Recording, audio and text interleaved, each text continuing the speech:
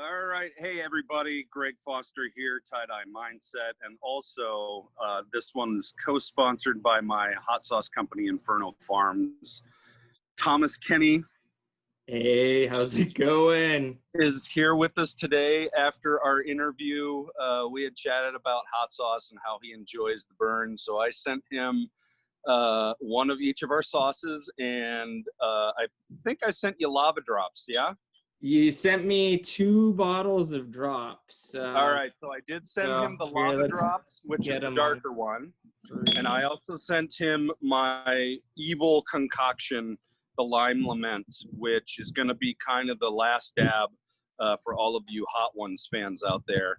So this is going to be this is going to be an interesting format. We'll probably try and talk tie-dye here while he's burning, so it'll be kind of like a Hot Ones tie-dye mashup with Inferno Farms products. We're going to start on the lowest end with the Green Monster and work our way up. Just as a side note, I do have to put in a plug.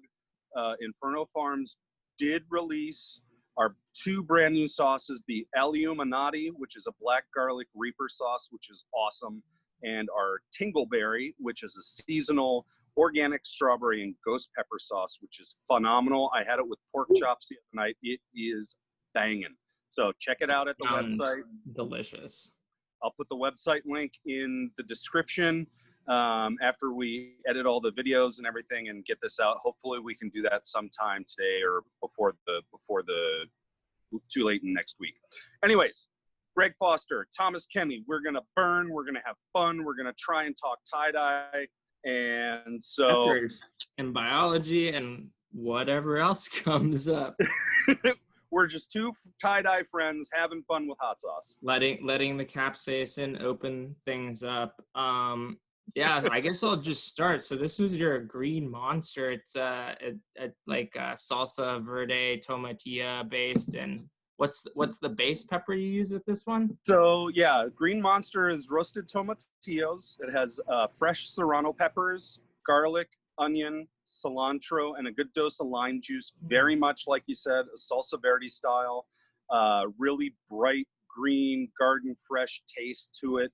I did specifically go a little high on the limey, citrusy acidity on it because I want it. It works better with food with a little higher acidity to it, especially like chicken wings or like my favorite way to use the Green Monsters with like carne asada tacos. Okay, I can see that. Just to kind of cut through that heavy fatty meat is really good. Also good with chips. You know, if you're doing guacamole, just on an avocado, super good. So back at you, Thomas. All right, I'm gonna go for it. I soaked a wing in it. It smells really, you can get each of the individual components. You smell it like out of the bottle. It's not overwhelming in terms of the spice. So let's take a bite.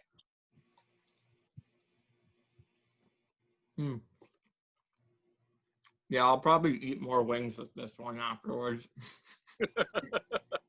Wait until you get to the Pineapple Express, man. That Pineapple Express, I specifically designed really for chicken and poultry, pork, and fish. And you'll get that one next. So yeah, so that wasn't too bad. You can ask me a mild tie-dye question, and I'll try to answer. All right. So as we touched on in our last interview, we talked about kind of your origin story in tie-dye with your dad and kind of how you got into it. What do you think are some of the things that in tie-dye that somebody might not know about you or your father that's really kind of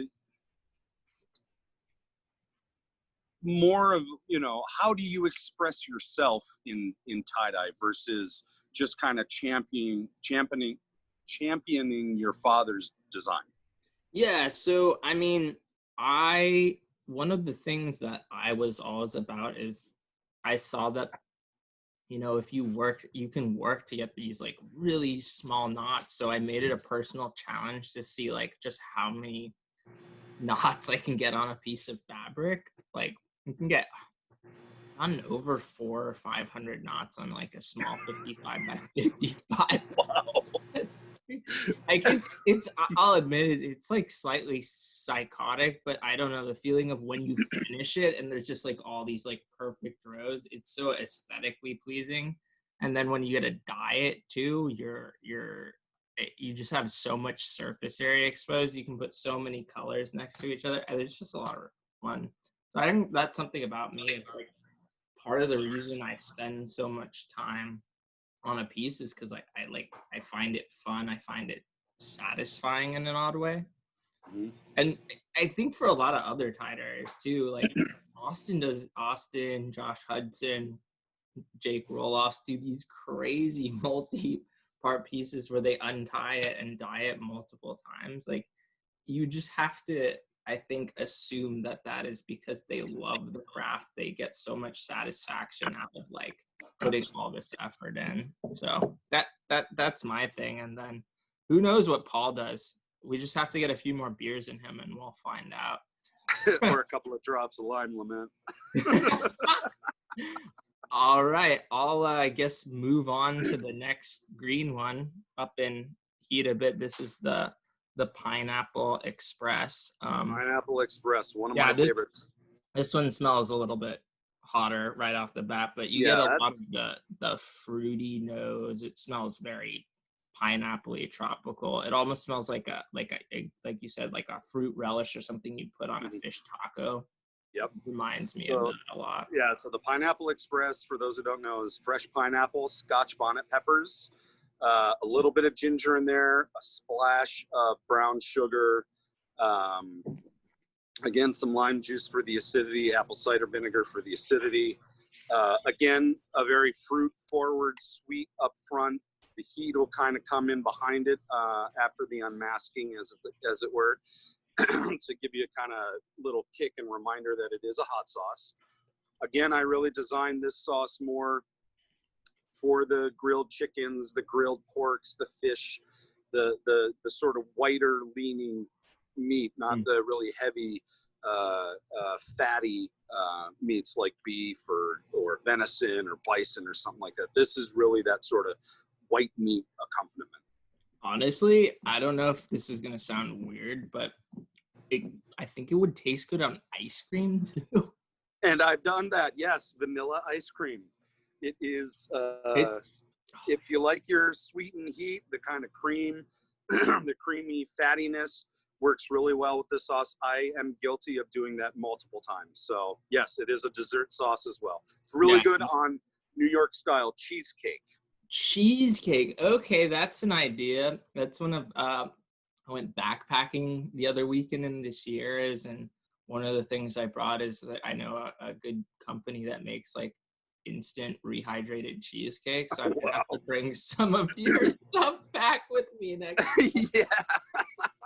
That's awesome. Because hot sauce makes all backpacking food better. Oh, of course. So now you're burning from the pineapple.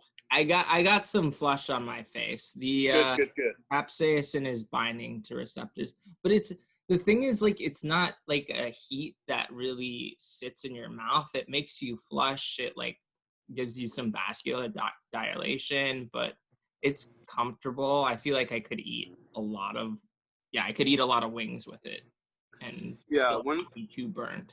The great thing, and as a biology nerd like myself, hopefully understand a little bit. And you were mentioning that you got to meet the guy who kind of discovered the receptor for capsaicin. So hopefully you got a good lesson. The biophysical or the biochemical reaction with the capsaicin is once your body gets this reactor fired, it really, the body is trying to fight this burn by, expressing heat, trying to get rid of heat in your body through perspiration, through getting that vasoconstriction, especially on your face and your palms and your other areas where you've got a lot of sweat glands, because it's trying to counteract what your body is being tricked into believing is a overheat temperature. So you get the pain receptors get triggered and you get that endorphin dump. The dopamine is flushing through. You get some adrenaline there that gets your heart rate up, and you get that vasoconstriction that allows you to sweat and that makes you really flush. Some people get a ringing in the ear when they get really, really spicy, and that's from the capsaicin hitting your eustachian tubes in the back of your throat. And we'll get into some of the more adverse reactions when we get into the higher levels of heat that typically a lot of people trigger when they're doing stupid levels of heat. So my next question for you then is, okay, over, what did you say, like 100-something knots on a piece of fabric? Yeah, multi-hundred knots. Yeah, see, I would not have the patience for that, man. Just to get like 60 on a t-shirt is, by the end of it, I've got arthritis in my thumb. Yeah. And I can only go for about an hour of tying with that fishing line, and before I have to call it quits and get an ice pack. I can only imagine what it would take to get hundreds and hundreds of knots on there. So what is it about this style that, I mean, you guys, you know, Tribe Ties and Paul, and you guys have really taken this design, I think, to another level of artistry, art form within the tie-dye realm. What is it about specifically this style of tying, rather than going for super spirals, pleated spirals, whatever you want to call it, or some other kind of, like with Jake Roloffs, he does that honeycomb. What is it about the knotting that you guys find so alluring to stick with? Honestly, it's because I can do it anywhere. I don't need like a flat table to like do the pleats on or like keep it flat. I can have it in my lap. Like the tie becomes part of me when I'm doing it. I get like wrapped up in the string and like have it going. The funny thing too is like we took advantage of this when we were first starting out in Santa Barbara. We had a big order for a sorority to do like all their sorority shirts.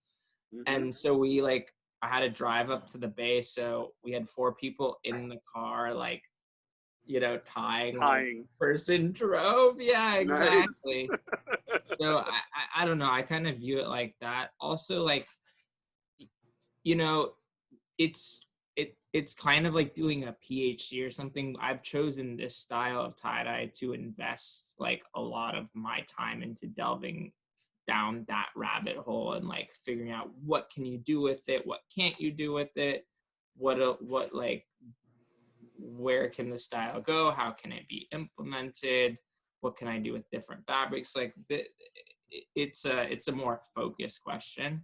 And there's certainly a lot of other people who have like, you know, very wide swaths of styles that they can do, and some people that, you know, do all these stitches and put like a lot of actual intentional like image-based artistry in it.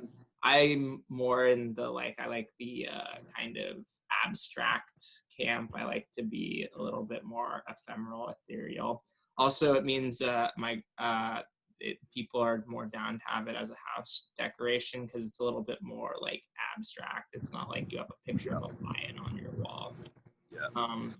No, so, I completely agree. And as you kind of go through that answer, what it ends up taking out for the dye artist is, like, for me, I'm still trying to understand fundamentals of all the different styles. And I've gotten to the point where, okay, I can do an accordion fold, I can do a zigzag, I can do these things that are very fundamental progressions. You know, learning the super spiral, the pleated spiral, I'm still trying to perfect it, but I've gotten much, much better. But then I go into a Kenny style. I've gotten much, much better than my first attempt. But I still have a lot to learn about it. And the thing that I can see with guys like where you guys are focused on one specific tie, you now allow your mind and your energy to focus on the differences of the chemistry and the dyes, like you said, the way that you can play with different fabrics, the different timing, all those other factors really allow you to focus on those versus, okay, how am I going to tie it today? And how do I have to remember all the lessons I learned from the last time I dyed this, you know, and I really enjoy, you know, because we can look as observers at these pieces of art that you guys put out and see, oh my God, that's a fascinating piece. And yeah, I'm in this community. And if I ask, he can teach me how to do it, right? And I can have the same result. Nothing could be further from the truth. I've done dozens upon dozens upon dozens of Kenny style tying. And as we alluded to, I still haven't figured out or been able to manipulate my dyeing, the application of the dye in a way that, say, you or Josh Cohen or Paul are doing. Even if I watch the videos of you or Paul applying it, there's a lot of factors in there that are nuanced and unknown and unrepeatable from my end, without exploring it myself. Yeah. You know, and I'm still in the infancy of my tie-dye career, where I really want to get better at the spiral and get better at, you know, like the mandala tying, which I'm still getting better at. And Paul Kenney, of course, you know, with those styles, it's like, I want to do all these things. I want to be proficient. I would like to get to the expert level, but I know that that's going to take time, energy, and effort. So I applaud you for being willing to focus on one specific tie, to look at all the other factors and play with that, and then report back to all of us. Yeah, and it's not like I don't look at what the spiral artists and mandala artists do, because there's stuff to be learned from all styles. I just apply it to my specific way of preparing the canvas, right? That's right. I think a good way of framing it. Exactly. It's like making hot sauces, right? You can have the same peppers and all this other shit as somebody else, and the hot sauce will be different depending on like how you cook it, what proportion of ingredients you add. There's all sorts of, and how you want it, the end result. Like you have some intention behind your sauces, saying like, this was designed for chicken. It will work best for chicken. That's like a design choice, right? So the same thing with tie-dye. It's like, this style of dyeing works the best for the Kenny style in my hands. So, and the only way you get there is by trial and error and practice, and seeing what you like and seeing what other people like, and taking that all. And yeah, over the course of 5-10 years, it eventually becomes like a part of your backbone and you can do it, but it takes time. It really does. Yeah, it's like at this point now in my career, I can, you know, you open a surprise basket in front of me and I'd probably be able to craft a pretty darn good hot sauce, because it's what I've been doing for 25 years. You know, the thing that really cracks me up in this industry is those who are like, oh, you know, I grow some habaneros in my backyard and I threw in some of this and some of that, and my family said they liked it, so I thought I'd start a hot sauce company. Yeah. And we see a similar thing in tie-dye. It's like, I learned how to do it online, and the next thing, like after my first shirt, I'm going to go out and spend a bunch of money and try to sell it. And, you know, I hate to say it, but that is often not successful, because it takes a lot of work to make tie-dye. I think a deceptive amount that, again, I can say I tie something for an hour, I dye it for an hour, but that doesn't include all the time I spent washing it beforehand, afterwards. Right. Or the years it took to be able to get to the level of tying it in an hour. Exactly. And people forget that, but But hey, you know, if they want to go out and explore it that way and learn that lesson for themselves, I give them all the power. Sometimes you can only learn if you try, and well, you'll see. I didn't learn my last lesson from trying your lime lament, but we'll get there. And we're going to teach Paul that lesson later today. Exactly. So I have the next one ready to go. I'll just say this one has been a crowd favorite at our household. Awesome. People have been putting it in Bloody Marys, on pretty much everything. It just tastes phenomenal. Awesome. Yeah. So where there's smoke, the one that you got right there is a chipotle based sauce. So it's chipotle peppers, ghost peppers. It's heavy on pomegranate juice. It's got some roasted red pepper in there. It's got a touch of lime juice for acidity, onion, garlic, the kind of usual suspects. But it really, you get that smoky flavor from the chipotle peppers. You get that sweet kind of almost tart flavor from the pomegranate, and then the ghost pepper heat kind of comes in on that back end and really wakes you up. Yeah, I'm getting it's so good, Greg. Awesome. It's just that one is batting out of the park. I have to tell people that they should just go out and buy a bottle of this and keep it like in a holster on their yeah, I 9 times out of 10, if you see me out and about, I have one of my holsters, my custom made holsters with a bottle of sauce in it. I understand why. This literally complements pretty much anything in the flavor. As you say, like you're mentioning all these flavors, and I've had a lot of hot sauces where it's like, okay, you kind of get the hint of it, or maybe there's like an after flavor.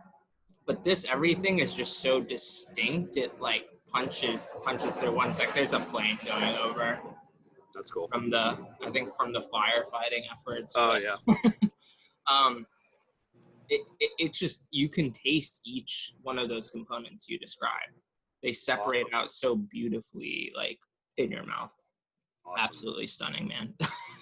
That's great. You know, and in relation to tie-dye, and able to get to a place where you're happy with the results, you've got to test, you've got to sample, you've got to figure out what works, what doesn't work, and make changes according not only to your own palate, but what, like you said, the customer is really the most important. Because at the end of the day, I can make my own hot sauce for me and be happy, but my palate isn't the same as everyone else. Just like I could make a tie-dye shirt for me, and it's going to look a lot different for what I would do for the general public. Yeah. And like you said, a lot of people don't understand the amount of work it takes to get to a point where you can bang out a shirt or bang out a sauce and just present it to the world. There's a lot going on behind it that a lot of people don't understand. And you know, I don't want to sound like I'm being judgmental, but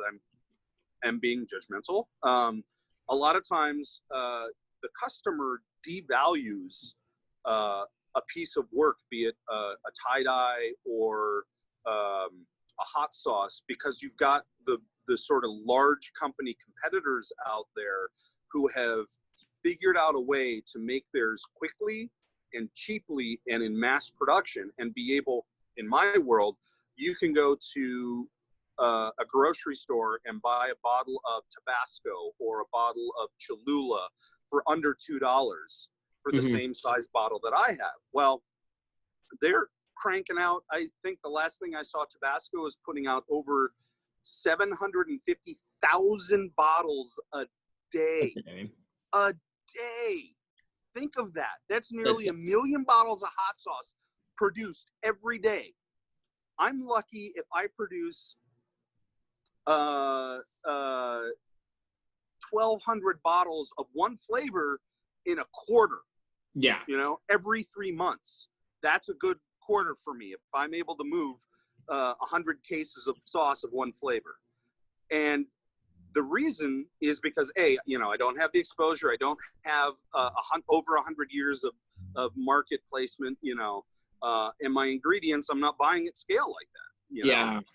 And just like Nike or Adidas or whomever is cranking out a t-shirt with some funky design on it for $8, $9, $10, you know, an artisan craft piece of work is going to cost you a heck of a lot more money. Yeah. So a bottle of Volcanus, a bottle of Where There's Smoke is going to be right around $10.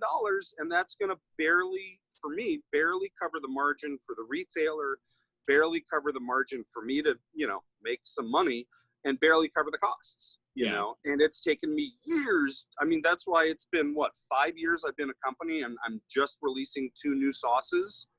You know, it's products take time. Yeah. Research and development takes time. Getting good at something, consistent at something, takes time. And it's time you don't see because you're only seeing the finished product, right? I mean, Austin used to sell his shirts for way cheaper. Like, he used to be like, you know, $65 shirts back when it first started. Like, and if you supported him as an artist then and got on that train, you were lucky because you got a cheap version. Cheap version. But that's, you know, that's part of being an artist, is like as you get better, like your work has to intrinsically increase in value because Exactly. you know more. And because, like, yeah, you need to make a living, and the price you started at is like an introductory rate. It's like saying, hey, are you willing to be one of my first supporters? I'll give you a good deal. Yep. But subsequently, like, there has to be like a mark where, you know, Austin, if he's doing it as a living, or if I chose to, you know, quit my job and try to make it as a living, where we get this, you know, enough gross profit off the process, like minus the cost of the shirt, the dye, and then like you factor in, you can just do it as $1 per hour. You got to make enough money to make a living. Yep. And that's what people are trying to do. So when you see these increases in price, it's not, it's because they're growing as artists, because what you've done for them has made them successful, and it means the pieces you buy from them early on are going to be worth more money too. Yeah. I mean, and this is, you know, part of the art scene is like creating a collector community where people see value in, you know, not only buying it once, but resale of a piece you get eventually, or like early pieces. It builds to that point. It's not an easy journey. And I think there's a lot of tie-dyers who are working together behind the scenes to support each other and try to get us there. But it takes a lot of effort. It takes a lot of time. And like you have to do it slowly. You can't go from a $60 to a $100 shirt overnight, or it will turn people off. It's like a shock to the system.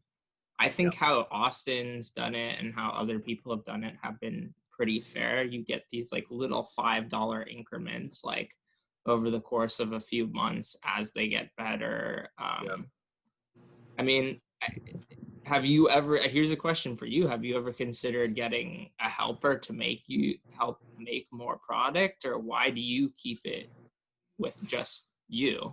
My hot sauce. Well, I do have a co-packer now. Okay. So, and for those people who don't understand what a co-packer is basically it's a third-party company where I go and show them how to make my sauce. Of course, legally non-disclosure agreements, and you know, it's still my sauce, my recipe, my process. But these guys, this company has the tools. So the kitchen that I was renting did not have the tools to make it time efficient, even if I had like 2 or 3 helpers to do the volumes that I need for the demand for my product and the amount of retail locations I'm in currently and the amount of online sales that I'm banging out. So I had to move to co-packer, which allows me to change my focus from making sauce to selling sauce. Yeah. And, you know, as a sauce maker, as one who starts out, that's kind of your hope, is that you're able to, I mean, don't get me wrong, I absolutely love making sauce. It is why I really got into this business. But once you get to that point where your demand, like we were talking about with tie-dye, it's determining what your time value is, what your value of time is, and how is my time best spent? Is it best spent in the kitchen, banging out sauce, labeling it by hand, which, you know, would take me basically a week for the same amount that I can get by making a phone call. Yeah. Right. Or is that time best spent finding new ways to sell online, going out to retailers and making pitches to retailers, you know, and even with retailers, it's not a like, hi, I'm Greg. Okay, we'll put your sauce on the shelf. You know, it's especially with multi-unit stores, you've got to go through not only the individual store, you got to go through corporate, you got to go through all these hoops, you got to, you know, find there are different tiers and different steps in the sales process that I'm sure you're really familiar with in your line of work. But for the layperson, they're like, oh, why don't you just go into Kroger? Well, okay, great. Do you understand that Kroger has a shelving fee and a restocking fee? And oh, by the way, if you don't sell, you've got to buy back $50,000 worth of inventory that you've sold them because it didn't sell in a month. You know, there are all these different and marketing fees and this and that. So just to get one SKU, one item on a shelf, you know, it might cost me as a company $100,000 and more just to be introduced into a new store. Yeah. You know, as an individual company, I don't have that kind of money. I don't have that. Okay, I can. The value of spending $100,000 up front, I know that I'm going to get back in a year or two. Yeah. That marketing budget isn't there. So I have to be very methodical about where, you know, just like any tie-dye artist is like, I have to be methodical of, do I sell it just to friends and family and people who know me? Do I go on Instagram and hopefully garner a following that way? Do I open an Etsy shop? Do I develop my own website? I mean, there are costs associated with all of that stuff. So, you know, as a business person and as a dye artist, I've been able to kind of bring my tie-dye in as a side gig to my business to use them as logo shirts. And the way that I justify for me and for my wife, really, how I justify the lower cost of my dye art is because it's a marketing cost. Yeah, because exactly. I'm slapping my logo on a piece of a tie-dye shirt. I'm saying I'm willing to let this art go for a little lower than I know that it's worth. And I know that people are willing to pay because the marketing benefit I get from people seeing my logo is leaps and bounds higher. Yeah, exactly. And this mirrors exactly what we were doing. Like a lot of this tie-dye business, as much as it is making the art, if you want to make it a career, you've got to learn these sales, these like small business practices. And like for a lot of us, there's no school. It costs a lot of money to get an education in business. It costs a lot of money to go talk to lawyers to do it. So, you know, finding resources amongst ourselves to like build that community up, build that platform, teach people the necessary skill sets to be successful has also been, you know, a struggle that has been years in the making. That again, people aren't seeing this aspect of it. They see the finished product. And that's going to be true for any sales. And it's your job as a business person to kind of, you know, add that extra value and say, listen, I'm going to, you know, show you why that this is worth the money you're paying for it. Because I'm going to keep making even better stuff. And it's going to increase the value of that, or it's going to like, you know, gain value in some way. As your story gets more creative, or as you find different ways to present it, different venues to present it, you know, these things all build, but they take time, they take money, they take knowledge of something. So shall we burn some? I was just going to say, we've let enough time elapse in our conversation that I can see the hesitation behind your eyes of taking the next step in heat.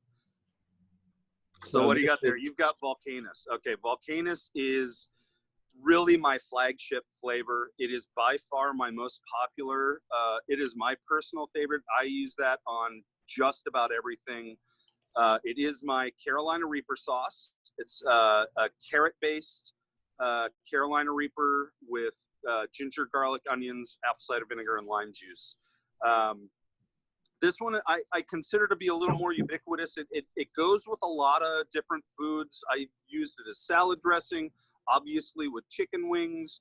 I do it with like deviled eggs. I'll mix it in a Bloody Mary. I mean, there are a lot of different ways to use this. This is kind of like if I had to say I had a sauce kind of like Tabasco where you put it on everything, this would be it. It's not overly vinegary, but I'll let you explain what it tastes like. Yeah, and again, I just really have to point out that none of these sauces are like this gagging, cloying heat that you'll get with other things where it's just like punch you in the face. Vinegar with a bunch of capsaicin. It's very mild, and it often like builds over the course. So I'm definitely starting to sweat and feel some endorphins starting to go. But it's a comfortable sweat, and it doesn't like, I still have a lot of taste ability left in my mouth, which is a nice thing because it lets you taste the fruitiness of the pepper, which is I think a lot of the point of a hot sauce. And I was down in, you know, Ecuador earlier this year, and they have that. Do you know what a camarillo is? Yeah. They have the tree tomato based hot sauces, so you get a lot more of the fruitiness coming through there that you don't often see. And I think like American, like just standard like Cholula, Tapatio, those kinds of things. So you get all this fruitiness of the peppers. You actually get to taste the base of the hot sauce. Yeah, you know, and that's a real challenge. A lot of times, you know, I mean, there are a lot of different specific styles, like Louisiana style hot sauce. Your Southwestern style is going to be peppers, vinegar, and salt. Those are the ingredients. Think Tabasco, Crystal, Trappies, these Louisiana style sauces, which are now, you know, less than $1 at your Ralph's or Kroger or whatever. That's what people have been taught is what hot sauce is traditionally in this country, and nothing could be further from the truth. That's like saying the only way to eat beef is a hamburger, right? It's the most basic, banal style of eating a specific type of food. So hot sauce, what I love seeing with shows like the Hot Ones, the hot sauce expos we're going to, and certainly with social media, you're seeing this revealing of what the industry is this great panorama of flavor and adventure and heat levels and uses. And, you know, a lot of new entrants into the market tend to overthink, okay, well, I'm just going to put it out because I think it's good, without taking into consideration, okay, how much vinegar is in it? How salty is it? You know, what ingredients work well with each other? You know, I wouldn't really think of putting garlic with a lot of fruitiness because they're contrasting, but people just kind of throw the kitchen sink in a bottle and put it out there, and if one thing tastes good, it must all taste good together. Yeah. They don't understand why they're not as successful as Tabasco overnight. And that's really not how it works. And frankly, it's kind of like the 80-20 rule, you know? 80% of any product out there is going to be absolute garbage. 20% of the product out there is going to be really well made, really quality stuff. And then out of that 20%, there's going to be maybe 10% of that is just like knock your socks off, absolutely amazing stuff. And, you know, tie-dye is the same way. You see a lot of work out there, and that's not to discount what people are crafting and posting on like the tie-dye Facebook page or Addicted to Tie-Dyeing. And I applaud people for putting their work on pages like that. But at the same time, they're nowhere near the level of that top 20%. And to try and force the lower tier of work into that upper echelon is, you know, doesn't do anybody any favors. Certainly not the person who needs to improve their skills. And hot sauce is the same way. It's a very low cost of entry. And certainly if you're outside of the states of New York and California, because the regulations are so lax, with unfortunately the ease of presentation in forums on Facebook and other social media, people think they're just going to make a sauce at home and start selling it to their groups without taking into consideration the food, you know, the food safety laws that are out there for a very good reason. And with hot sauce, the FDA is very serious. The FDA is very serious, and for good reason, because not only with hot sauce can you make somebody very sick, but because of botulism and other foodborne illness pathogens, you can kill people very, very easily.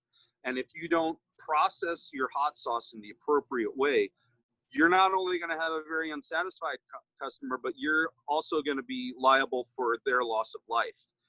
And a lot of people don't understand that. We call them, you know, kind of bathtub hot sauce makers who just whip something up in the blender. Moonshine hot sauce. Yeah, and then put it in a bottle, throw a label that they made on Photoshop, and then say, oh, I'm a legitimate hot sauce company. And they start sending it all over the country without any, you know, without any regulation, without any inspection, without any testing. You know, they might test pH. Okay, great, you got good pH, but how long did you cook your ingredients? Oh, you didn't cook your ingredients? Well, you're going to kill somebody. You know, so how shelf stable is that? Yeah, exactly. There are a lot of those issues where with food, and and I take it very seriously. I spent 30 years working in kitchens professionally, and the one thing for me, being a little OCD, is cleanliness and the potential of not only ruining somebody's bad day because of a bad case of the shits, but really killing somebody, sending them to the hospital. Botulism is a very real thing. Yeah. And if you don't take it seriously as a hot sauce maker, then, you know, you got no business being in that business. No. And, you know, and I hate to equate that with the tie-dye world, is you're not going to kill somebody with an undersaturated shirt. You're not going to kill somebody with a spiral that looks more like a blob. You know, my 5-year-old could do a tie-dye and it still looks great in my eyes, but not going to kill anyone. Might not think, right? And tie-dye, the great thing about art is it's the eye of the beholder. Yeah. You know, like, I find the Kenny style very alluring, and I find you guys who have become masters at that style, just, it takes my breath away. And then one, Jennifer Jingle tie-dyes, her geode work, her sinew work, dude, when she posts, it blows my mind. I want to buy every piece that she posts because it's just that amazing. Precision, you know? With sinew, precision. When you can appreciate the precision of something with just like a basic photo, it really shows you how impactful the work. And these are people who are not like, we don't Photoshop our photos to make the colors look brighter. We don't you know, oversaturate anything, like super duper sharpen. Like, this is what, like, that, and that's a part, that's the hard part of tie-dye. That's where you can get in trouble, is customer expectations being hurt. So that's why I don't do customs, because like, what I view as the art and the customer views as the art is always going to be different. And unless I have something right then and there, or unless I can understand they're willing to trust me and my process fully and are buying for me and my process and not like a specific look, I can make it. People like Austin are you know, he's making the same like picture shirt every time. He can do that, but he still doesn't take customs. He still is like, I want to do what. Don't have the time for it. Yeah, I want to do what I want to do. The other thing is like, you know, what was I gonna say? Your nose is running. The heat started, and I get the sinus. You know, like, what was I gonna say? The heat's starting. I mean, basically, when we make a piece and it's not good, sometimes you don't see that too. Like, I don't want to put that out. If I make a bad batch of something, you're not necessarily going to see that. And that's another struggle that people don't understand, is like, you will have failures. Oh yeah. You will have unsuccesses. You will have like customers who get upset at you for not meeting their expectation. You'll have customers who ask you like, can you do this for me? Can you copy this thing? Like, you will get all of it. And like, it is your job as like a business person, as like someone who's presenting tie-dye, you should be patient with these people. It's not about like, they may not understand that they're purposely doing something to make you angry. Like, there used to be a lot of tension and drama on the Facebook pages, and it's like, no, we just need to take a step back and like what are people actually asking? What are people saying? Like, when somebody says, hey, how do you do that? Are they really trying to dismiss all the time you've put in? Like, they may not know that. We're getting hundreds, if not thousands, of new members on these pages every day as tie-dye blows up. Yeah. So it becomes a question. How do you set the expectation of what quality is? How to identify quality? How to appreciate quality work? And people who've been around for a while like know how. Like, people who like one of my biggest customers of tie-dye are other tie-dye artists, because they know what effort and hard work goes. Some of my best customers are other hot sauce makers. Exactly. And the thing that is really important to understand as a salesperson or as a company, a business, is, and you see it in the tie-dye site or the hot sauce site, is, hey, I'm new. to this, what's that?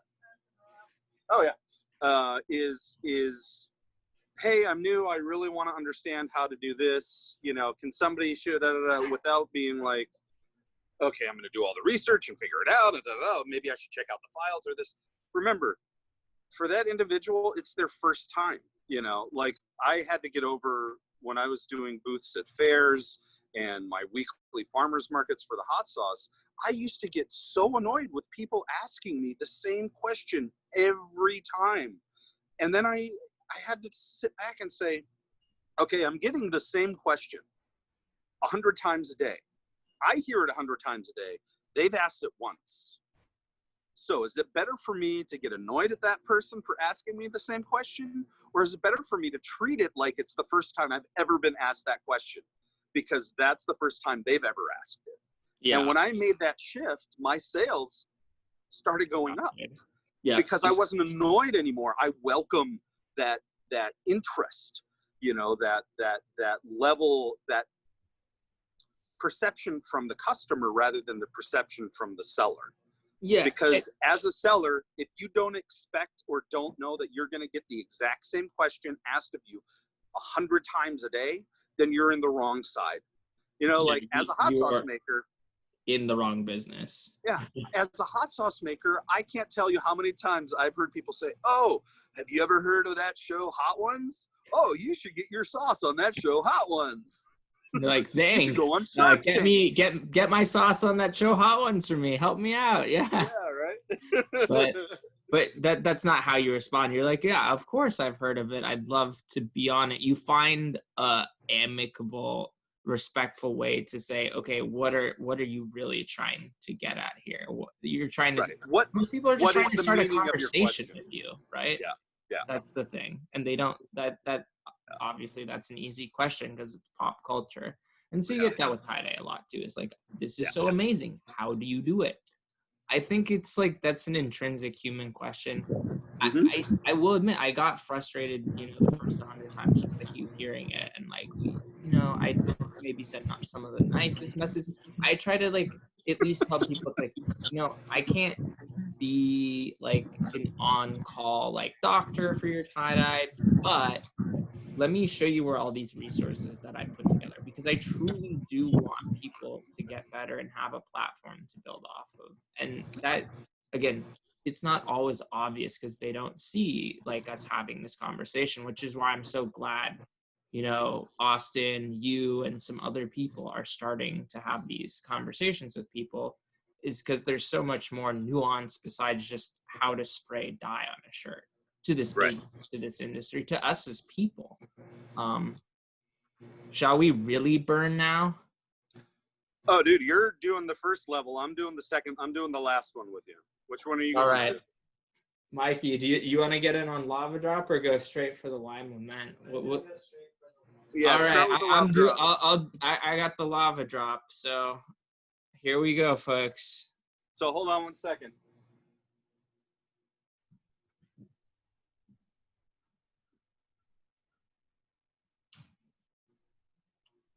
Ooh. Here we go. All right. No, we're good. So he's got. We're Thomas, you've got one of the older bottles. I got a new label for my lava drops that I actually shelled out for the graphic designer to do. It looks really sexy, I think. As you can see, lava drops. Probably looks backwards to everybody, but I don't care. But it's the same exact process. It's the exact same tincture. So lava drops, just to give you a little scientific definition here. The difference between a tincture and an extract solely is the solvent. A tincture is specifically made with ethanol. An extract can be made with ethanol, can be made with acetone, or all the other different types of solvents out there that we would not want to put in our body.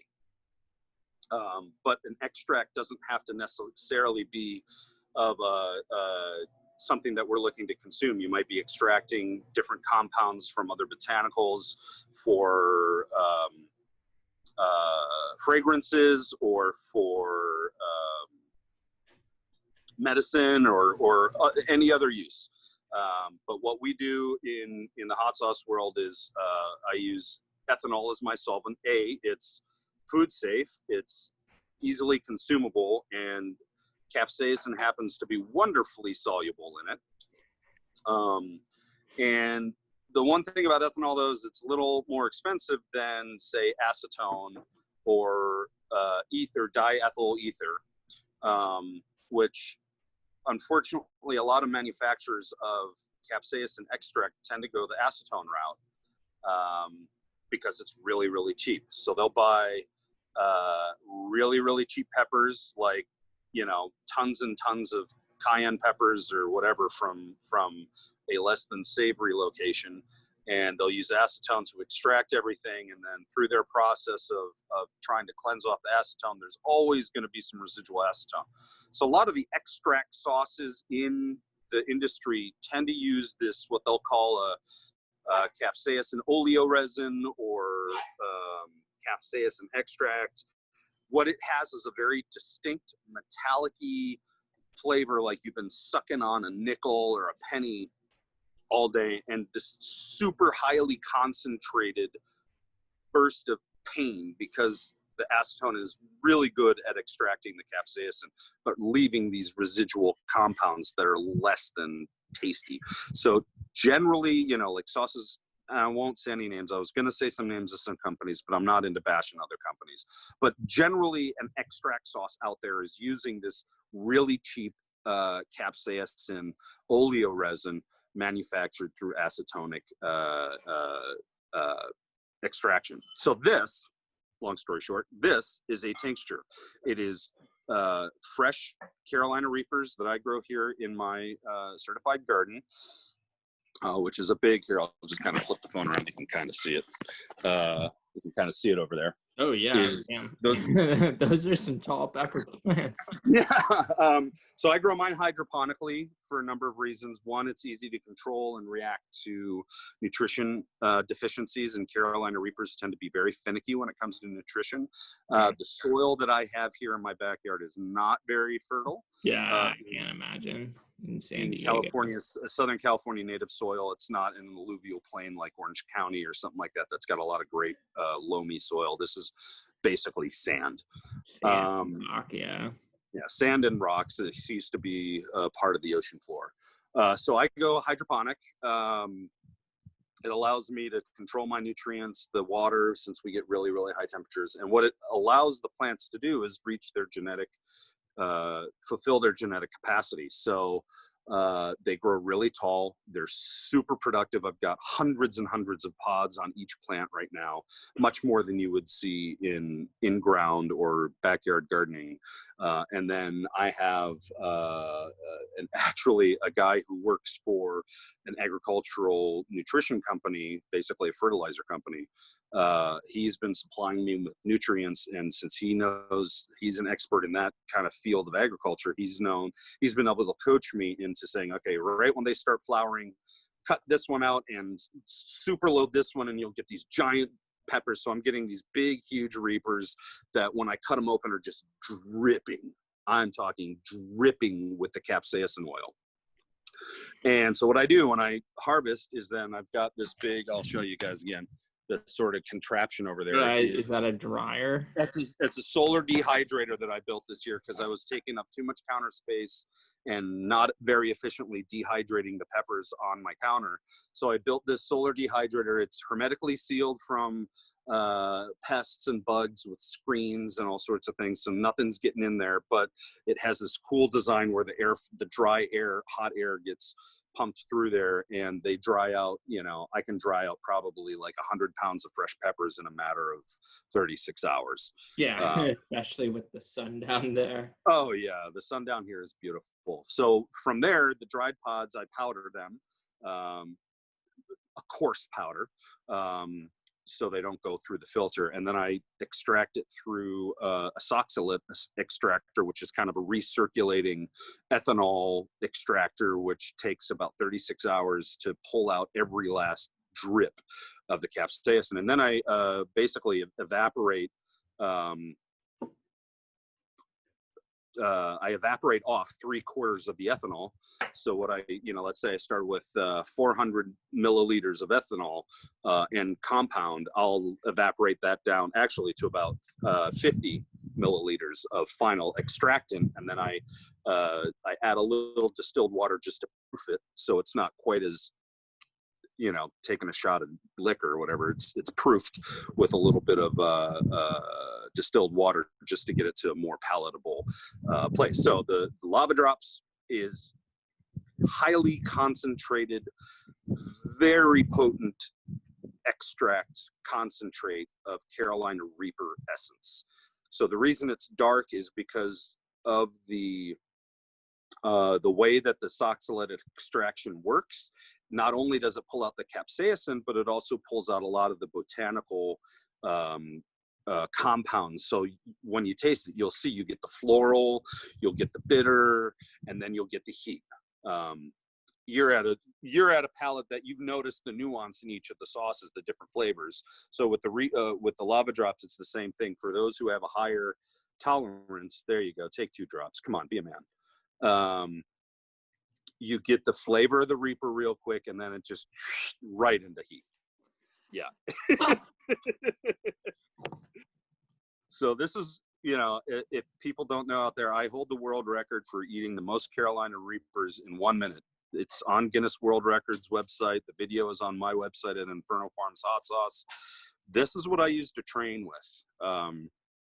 I'll do, leading up to contest time, I'll get to a point where I'm going through a vial of this in just a couple of days, because I'll just constantly be in my coffee, on my tongue, in my soup, in my soda, in iced tea. I mean, just everything I'm consuming to the point up to contest, I'm, doing a lot of that stuff. And that's just to build your tolerance and get your brain and your body used to that reaction, so you don't go into your body will actually start down regulating TRPA receptors once you start having enough reactions to the capsaicin, because it's like, well, we don't really want to be doing this response all the time. Yeah, it's just like I always equate it to drinking. You don't go out and chug a handle of vodka on your first attempt, or you're going to have very, very, very bad reaction or death. So it's kind of like, you don't go out there and drink a handle of vodka and just walk around being fine. You got to start with a beer, and then maybe a 6-pack, and then maybe, a case, and then you get into the hard stuff and you have a shot or two, and then you work up to a little flask, and then maybe a 5th, and then if you're lucky enough to be able to chug a handle of vodka, you gotta ask yourself, what the hell am I doing with my life? It's the same thing with heat. My wife can't tolerate spicy. She can't do a jalapeno. She finds it very not very pleasant reaction at all, just because she doesn't enjoy it. And there are a lot of people out there that spicy food is just not their bag. And there are certain people that like spicy food, but can only go to a certain level. And it's kind of like us, and kind of like a dye artist, is you got to push the limits. You got to push the limits to figure out how to really excel. And that, I think that's a life lesson, is, if you don't take a risk, you're not going to see any reward.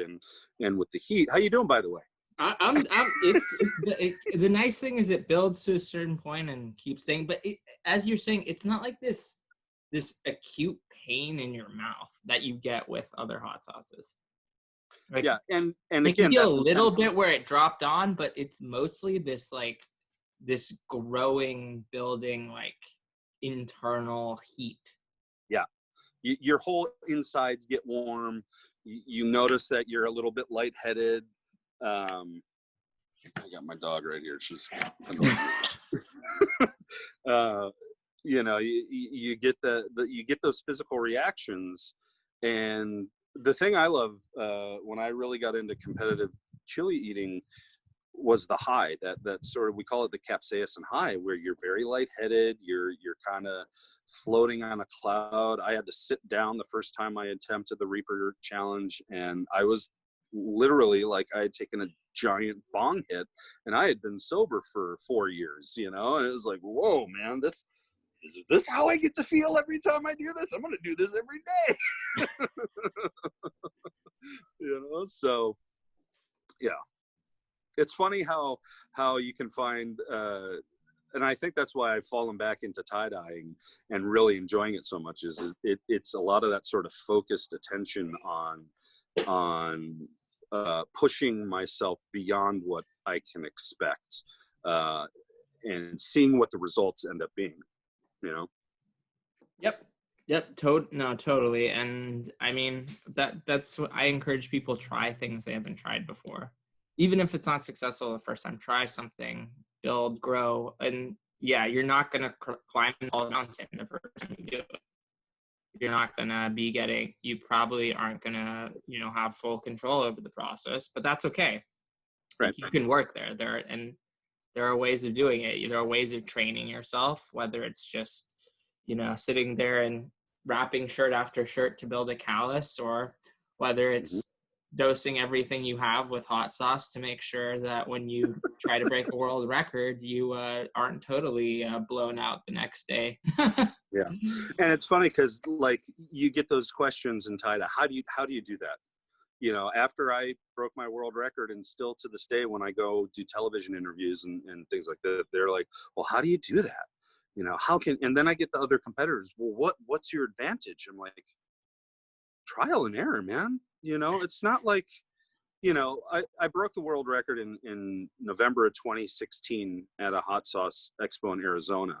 And since then, we've had the same competition over a dozen times that I've competed in, trying to break my own record, because why not try and push it even further out of reach of everybody?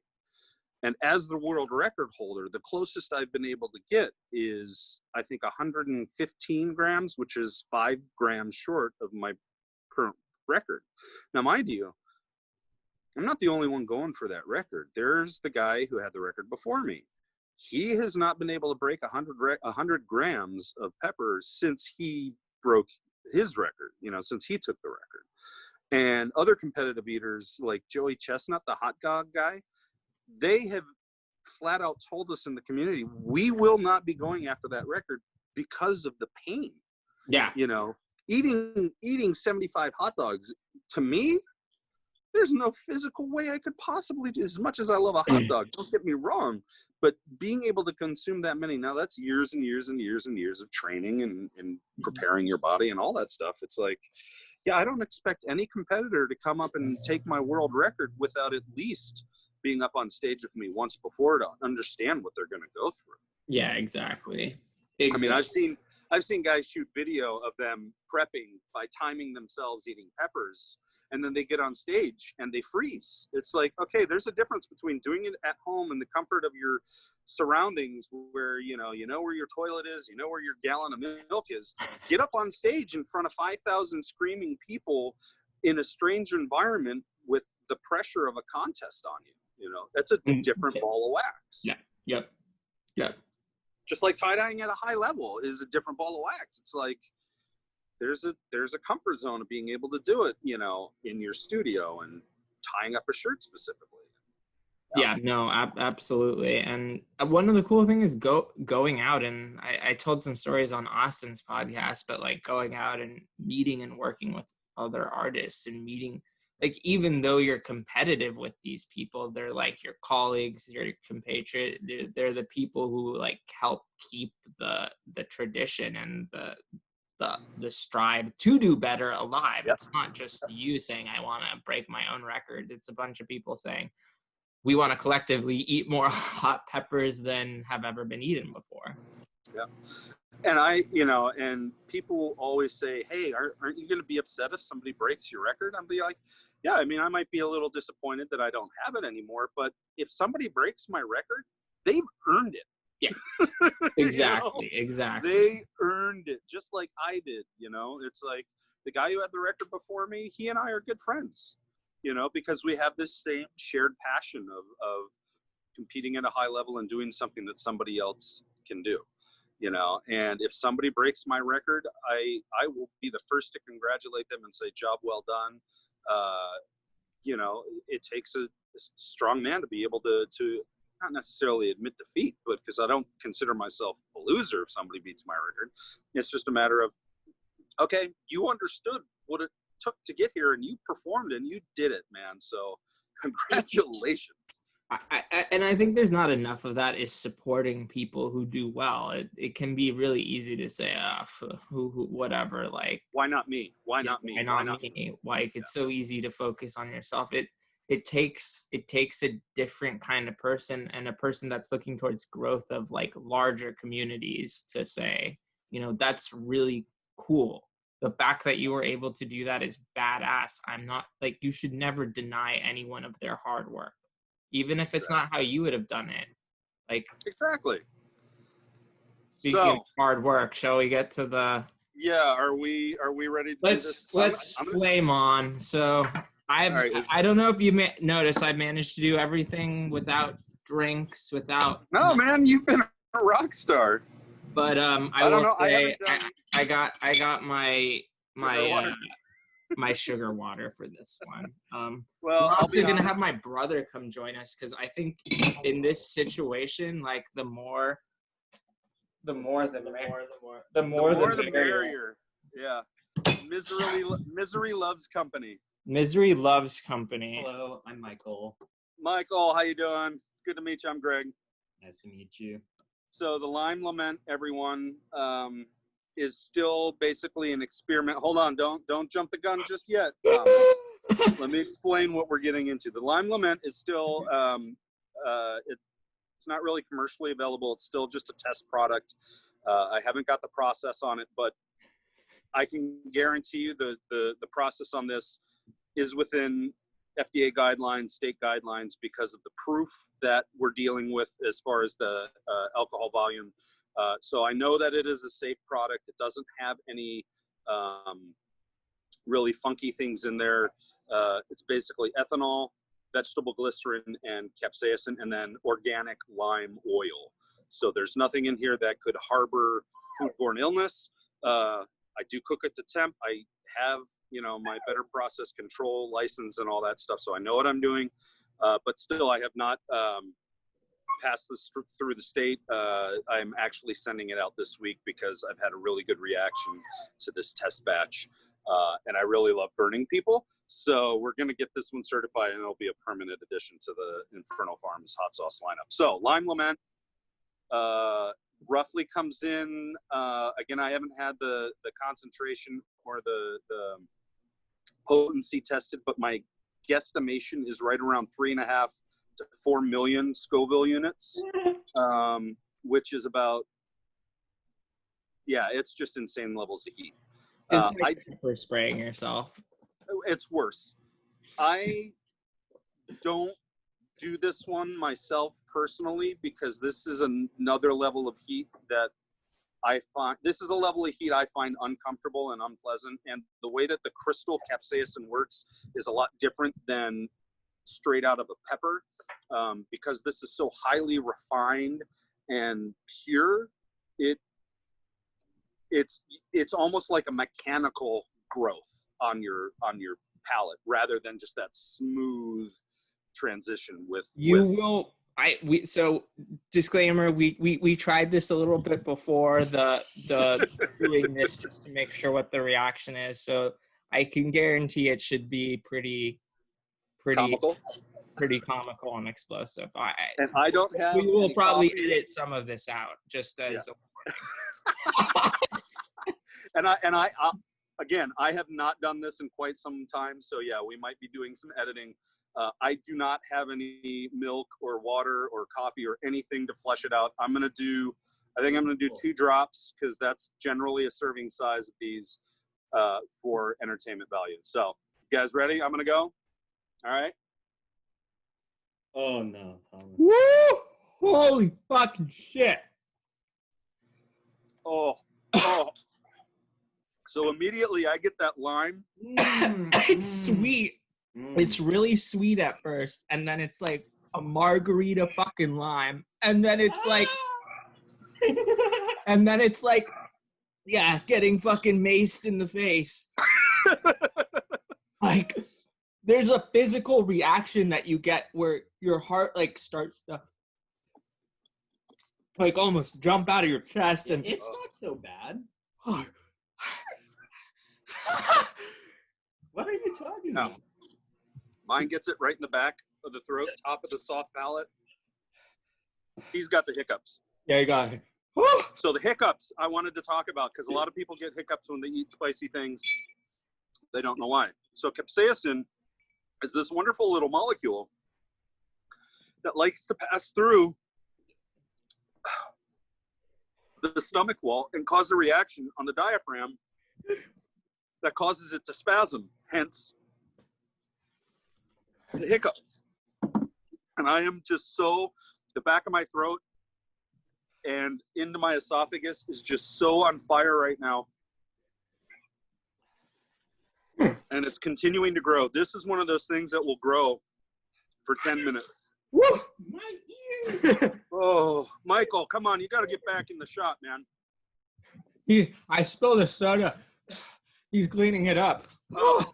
My ears, they burn so much. All my mucous membranes are going All right of them. That's your reaction. Get the fire out of me. Oh. Oh. And I did mine on an empty stomach, so I'm Me starting too. to get. except for the wing.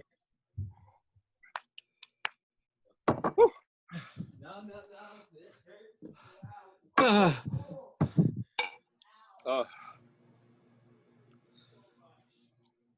Oh, wow. Oh, wow. Yeah, see, this is why we took an hour and a half or so to do this video, is just for this ending. Hey, Paul. Join us. Steal these guys' wallets while they're incapacitated. Oh, Good Lord. Crazy people. it's hot, yo. Ice cream. Smart man. It hurts so much It more hurts. than last time. So you handled the lava drops, no problem. This is like 1,000x lava drops. Yeah. Ow. It hurts so much in my ears. It's like getting pepper sprayed. As somebody who's been pepper sprayed, it's like getting pepper sprayed. So there's a friend of mine in the chili universe. His name is Johnny Scoville. He's got a YouTube channel called Chasing the Heat. And he does, oh my God. He does all kinds of reviews and challenges. And just before quarantine, we were out in Albuquerque, the beginning of end of February, for the National Fiery Food Show. And I had made a special batch of the lime lament that I ended up adding too much distilled water.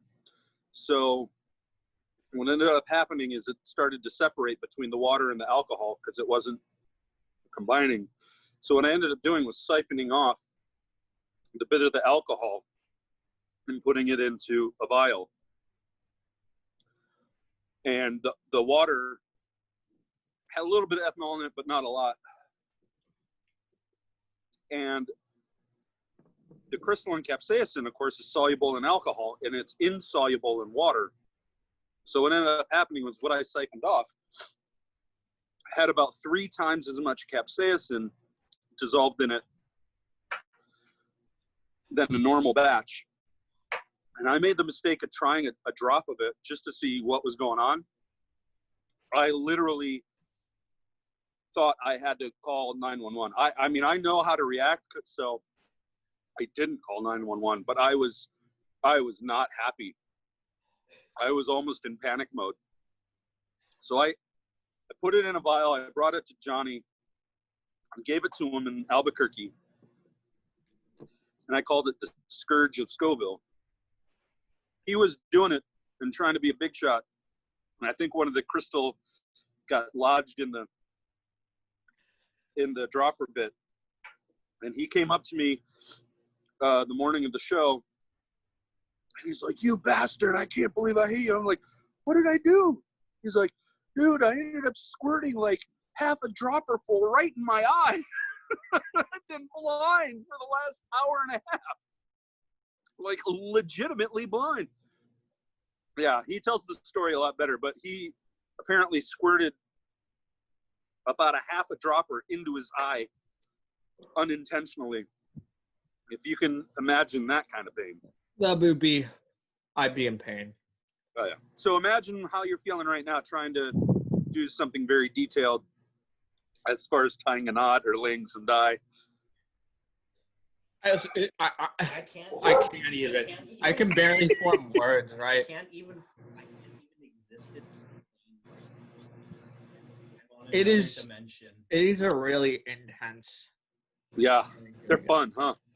Like, if you want to see if your friends are truly made of something, get them to try the lime.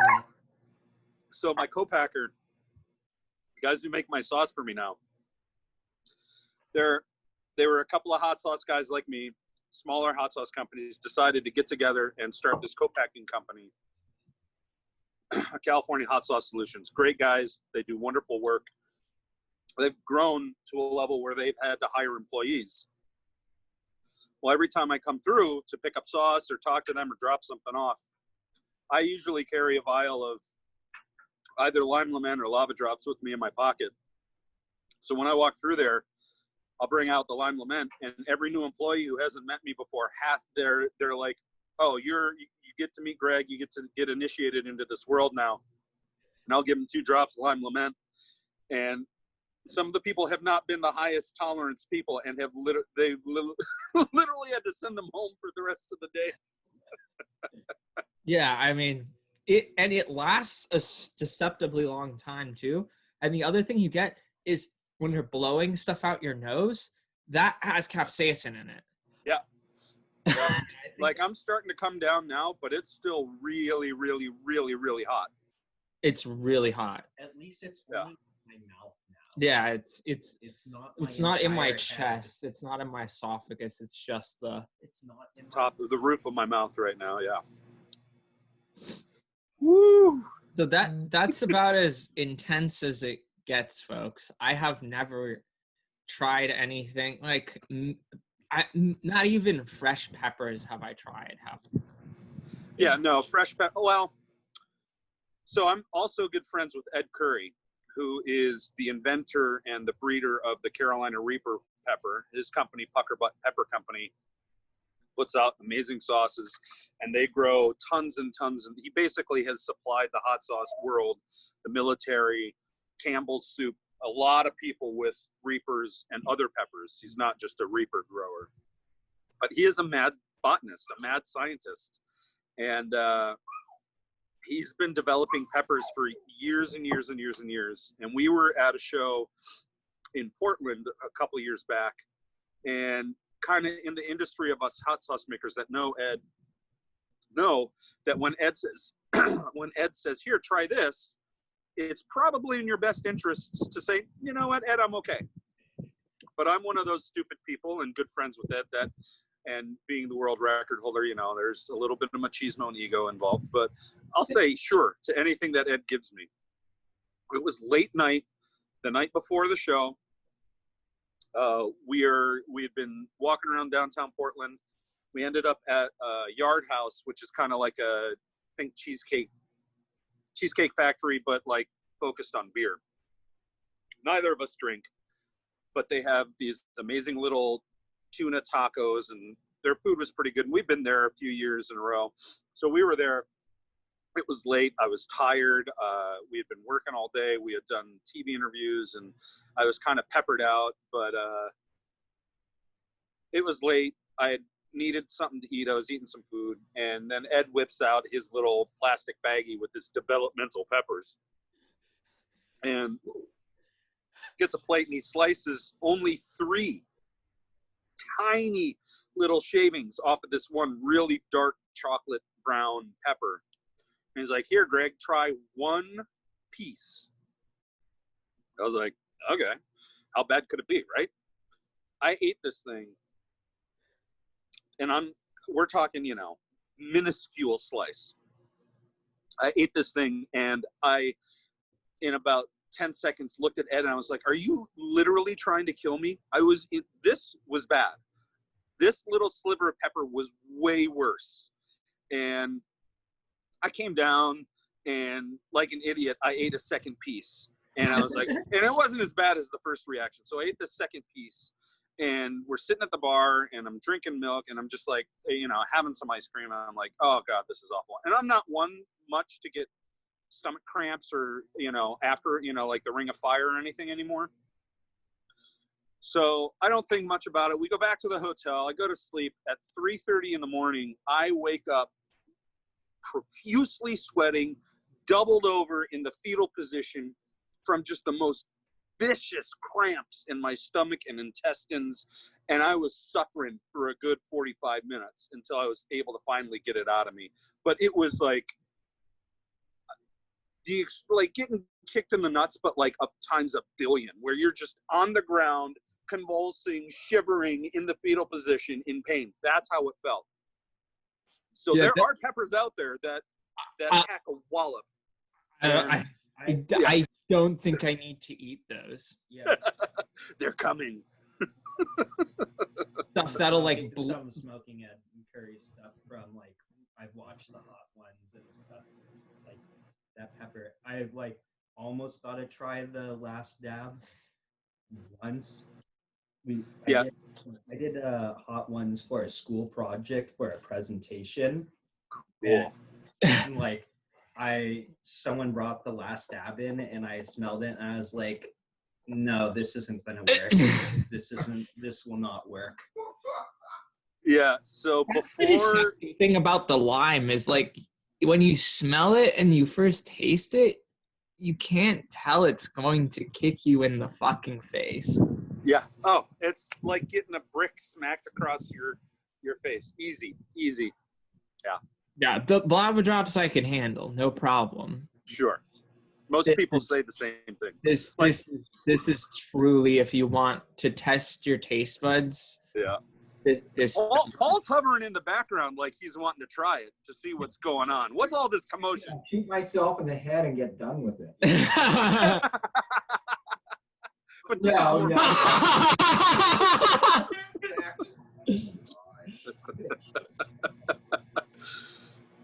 Right. Yeah. Oh God, you went through the sugar water already.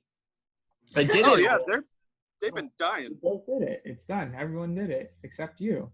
Everyone except you. That's right. You're a. I watched you guys.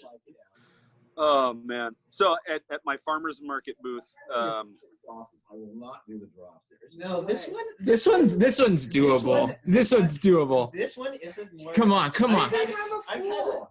I promise you can do this one. Nothing, man. I know nothing. You're the one who picked. You're the one who picked a fucking ghost pepper. Just do a drop. Yeah. Paul, let me ask you this: do you eat raw ghost pepper? Are you out of your mind? No. No, of course I'm. Like a sliver like that, a little thing, and put it on my tongue. Okay, that's gonna be what the lava drops are like. It's not. This is. I didn't need any sugar water with it. No, this is a cheat. Pre-treat, right? Okay. Yeah, sure. It has a safety lid. Okay. There you go. Your battery's running low. We're good for a few So minutes. what do I do? Where do I put the drop? Right on your tongue. Run your tongue. Oh, I wouldn't do that. He just dribbling it on. He dribbled it on.